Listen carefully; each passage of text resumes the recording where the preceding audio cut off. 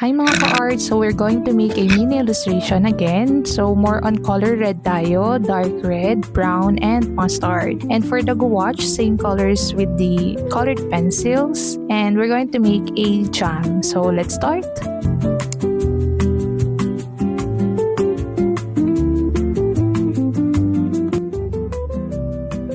For this one, I'm going to use fine liner brush since small details na yung need nating pintahan.